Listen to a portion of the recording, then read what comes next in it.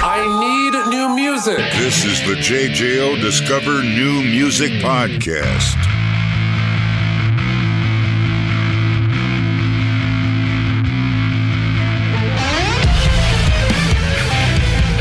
Very excited. Joining me is lead singer of Tigercub, Jamie Hall. Jamie, how are you, man? Not too bad, thanks. Yeah, very well. Thank you so much for the time, man. I know that you guys are busy on the road right now. Actually, before we got started, you mentioned that you are literally on the road right now. Are you with the fellas in the van on to your next stop? Yes, currently in the van. The boys are in the back, all snug and secure. And yeah, we got a show tonight at the end in Nashville, which we're really excited for. And we're just currently en route. Very rock and roll of you to call me from the van, which is that early stage of any band's career before you get the big tour buses and the private jets and you go all, Iron Maiden on everyone. You got to do it in the van first. How has it been for you guys? Obviously, you're from the UK and getting out. You've made enough tours around, or at least trips around the US. How's that been for you? Is it a little bit different than touring around the UK? Yes. So I think the UK could comfortably fit into the state of Texas maybe a few times. So the scale of America is something that really blows our minds every time we come here. And the drives are long, but the country's beautiful and it's so exotic to us as Englishmen. We're just loving it. Yeah, you're right. We're not on a bus. We're in a van, but that's kind of cool. Yeah. We feel like, pirates or something. We're just off the grid. Just, freewheeling it around, doing stuff. Love it. Our UK rock and roll pirates. I think that's a perfect way to put that. Well, safe travels and good luck on your show. Let's talk new music here. Obviously, the album, The Perfume of Decay, which is out now.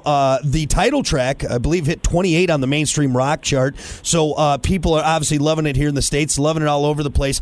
This is your third studio album. You're seasoned at this point, yes, but probably still a little wet behind the ears. So with what you guys put together on this album, what maybe stood out compared to the first and even second records that you put together? Well, I guess one of the things that was different about this record for us is that it was I produced it without assistance from another producer. So on the second record, it was a co-production effort with a chap called Adrian Bushby, who's super talented.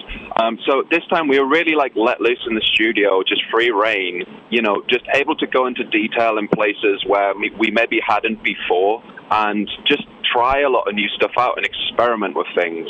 So that, for me, is something that really separates this record apart. It's the most Tigercub record you could probably get because there's no influence from outside parties, if that makes sense. Yeah, no, and that actually kind of brings up a follow-up question. Having that freedom, was it a little daunting at first? Was it freeing, being able to kind of explore that Tigercub space strictly as the band Tigercub? Yeah, so fortunately, like you say, we've been able to make 2 records already, and we've been in the studio quite a lot, so we're very comfortable with how all the equipment works and how to get the best out of the equipment that's right in front of us. We operate out of a place in Brighton called Brighton Electric. It's a really great studio that our bass player Jimmy actually runs, and we've done every record there.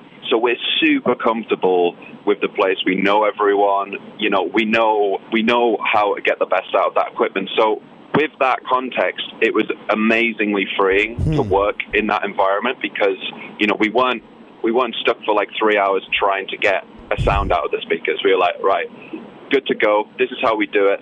Let's point the mics in the right place. I came up with a little game plan of particular sounds that I want us to get and particular directions I wanted the mics to point in and mic selections and different things like that. And once we got the basics out of the way, we could really just tone hunt, and just keep digging, keep pushing for really cool, kind of obscure tones, across the board and play around with texture and stuff like that.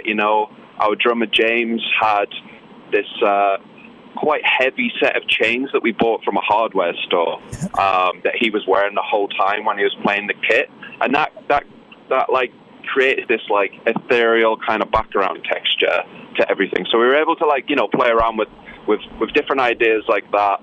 Just give the record a bit more of a sonic fingerprint, you know? That's so cool, and I always love that. I'm trying to remember what album that kind of reminded me of, you know, with the chains around your drummer's neck. I can't think. You might know, because I know you're a little bit of a music historian, but there's a record from the 80s where they put the drum kit in a hallway, like in a stairwell, to get that sound. So being able to explore and expand. Yeah. Do you think, evolutionarily speaking, with this sound of this album, you guys really found what makes you, what makes Tigercub?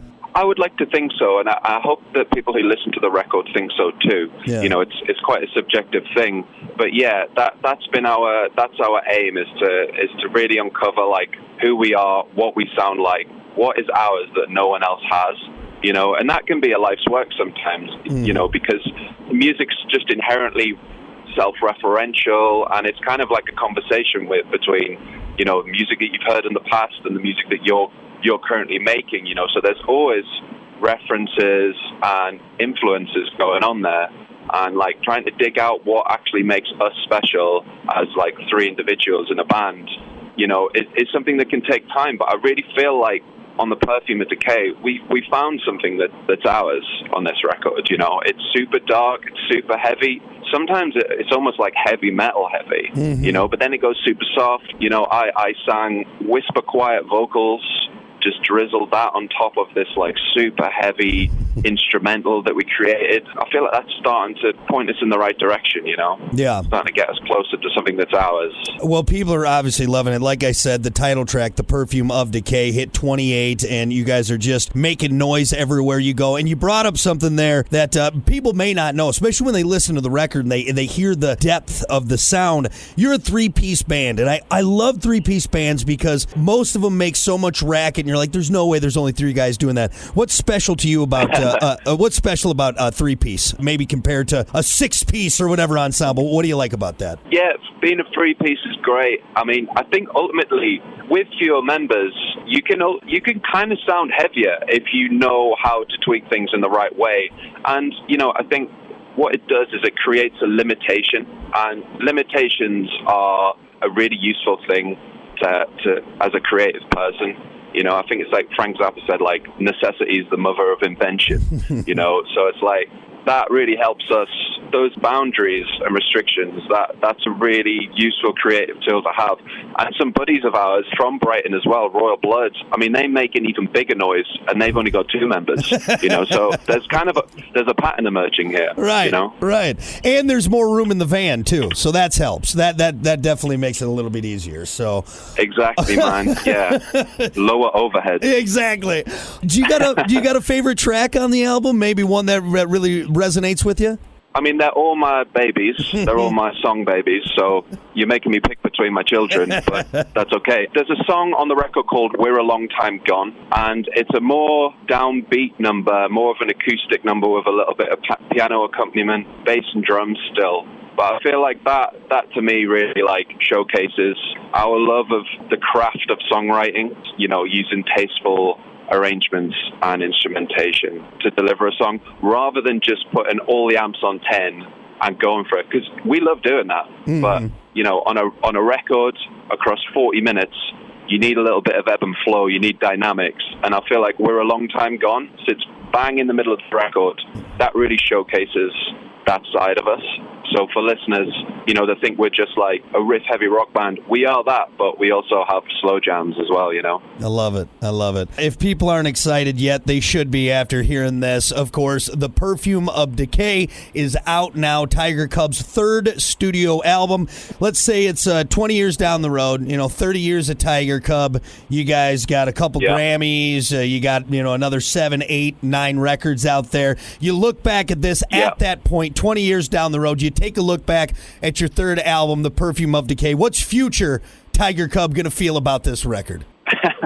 That's such a great question. What is future Tigercub going to think about our third record? Right. Well, if we've progressed in the way that I hope we have as human beings and songwriters, we should be embarrassed of that record, because we'll have gotten so much better by then that all of this stuff in the rearview mirror is just child's play. Do you know what I mean? I love that answer. Maybe that. Yeah. I love it. We'll get together all these years down the road, and you're like, don't play that garbage. We were young and dumb. Yeah. We didn't know what we were doing. Exactly. Don't embarrass us. Oh, that's fun. That's fun.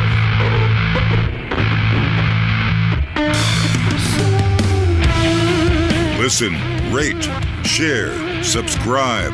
Discover new music now at WJJO.com, in the JJO app, or wherever you get your podcasts. Rock has a new interview every Thursday evening between 6 and 7. 94.1 JJO.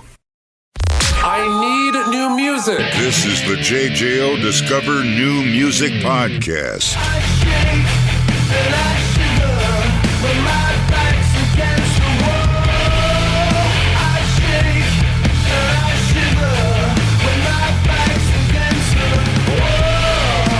Before I let you go, now that we've got the important stuff out, the music stuff, I want to have a little fun with you guys and talk about, because I know you guys are from Brighton, and I want to make sure I say that right, because I know you guys always say things different over there across the pond from us, and I don't want to sound like some Yankee, but from Brighton. So I looked up some Brighton slang, some Sussex slang.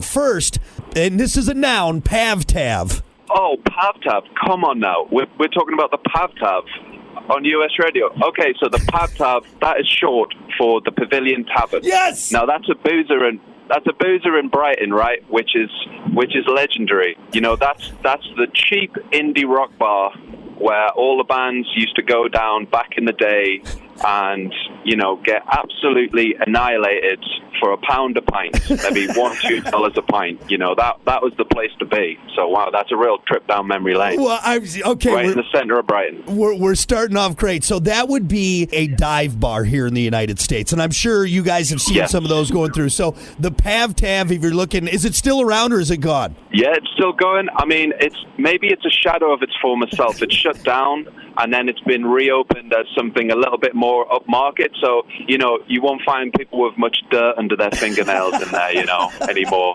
or any sort of bouffant hairstyles or anything like that. But still a decent booze nonetheless. All right. Well, I feel like we're off to a great start. So Pav Tav, it's a thing. It's a real thing. Okay, what about chunder? Chunder.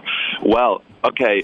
If I was to use that in a sentence, it would be, I need to make a tactical chunder. Oh, my God. Oh, my God. That's now, exactly what I have down. Let me tell you what a tactical chunder is, okay? Yes. So if you've been drinking, right, which we all do, and you want to stay out longer, but you feel sick because you've had too much booze, you'll go to the toilet, and just like the Romans did, you'll make yourself sick.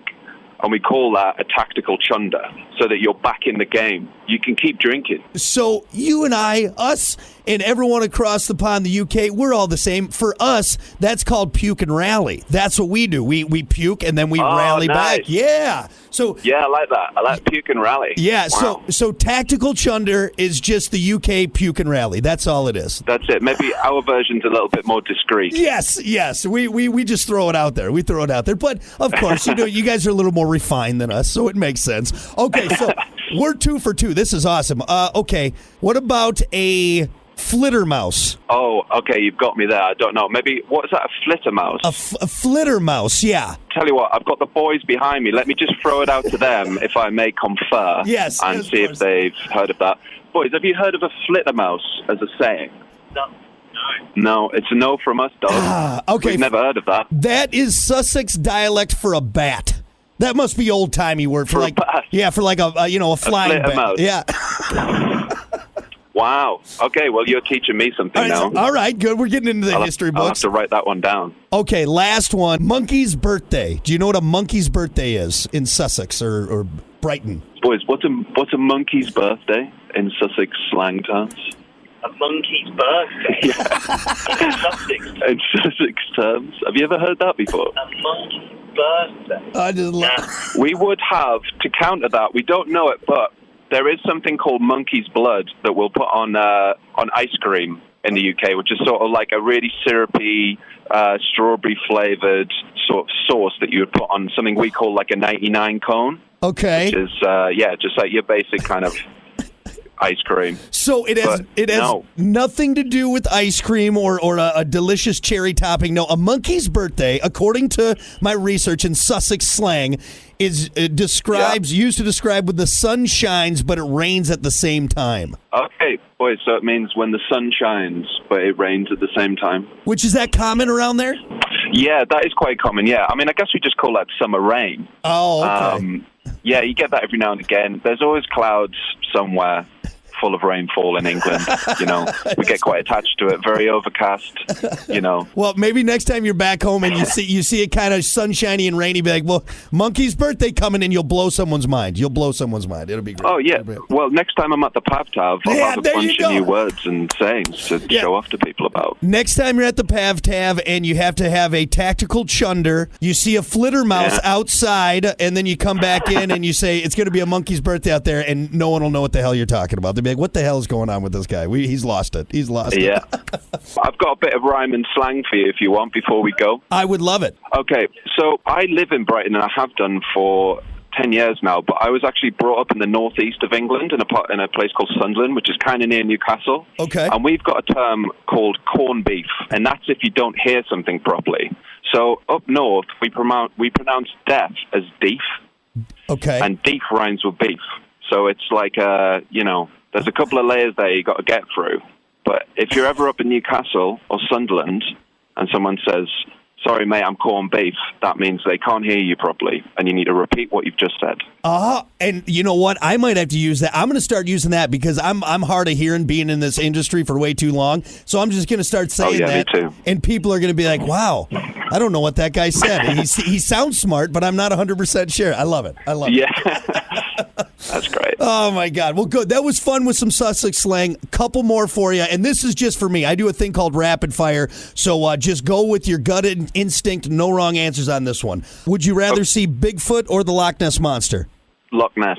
Nessie. Which, by the way, too, I guess researchers say that they think that was just a whale penis originally. Oh, wow, it's a whale penis, yeah. Because, like a severed one. Yeah, no, not a severed. So I guess sometimes whales will breach the water and their penis will be out. Oh. They're getting good intel. All right. Getting a little air. I just thought it was like, I don't know, an eel or something. Yeah, no, they think that's what it might be. So, it's getting a little air on that whale penis. Would you rather fight a man with bare arms or a bear with man arms? I would say maybe a man with bare arms, because you might not be able to get quite the purchase that a bear with man arms could get. Because from what I'm told, bears are like insanely strong. Yeah. So, whatever the bear's got on the end of its arms is going to do some damage. Whereas like a male torso, maybe that won't be so bad, right? Hey, I think what do you think? What would you choose out of those two? For me, I think I'd do the man with bare arms because, and actually, I asked this question. Smart choice. I asked this to everyone. That's the thinking man's choice, right, I think. Exactly. That's the thinking man's choice right there. Someone pointed out that he'd run really weird because his arms would be too long, so he'd be kind of gangly. And I'm like, that's a good point. Yeah, he might gas out quicker. Yeah, exactly. Hauling around those bare arms he's got attached to his body. All right, last one, I swear to God, and then I'll let you go. Would you rather have soaked jeans or damp socks? You know what? I don't mind either. I would rather have damp socks. You said because apparently that's good for a hangover, right? If you wear damp socks, isn't that like Ron Swanson's hangover cure from Parks and Recreation? I think you're right. You go to bed. Steak. Yeah, eat a steak and wear wet socks to bed. You won't have I think you're absolutely right. That's it. Oh, my God. It's a hangover cure for you. Jamie, thank you for humoring me. More importantly, thank you so much for putting out a kick-ass new album, The Perfume of Decay, Tigercub. It's out now. Go get it. Go see him. And I'm sure we're going to see plenty more from these fellas from the UK. Jamie, thank you so much for the time. I really appreciate it. Pleasure. Thanks for your support.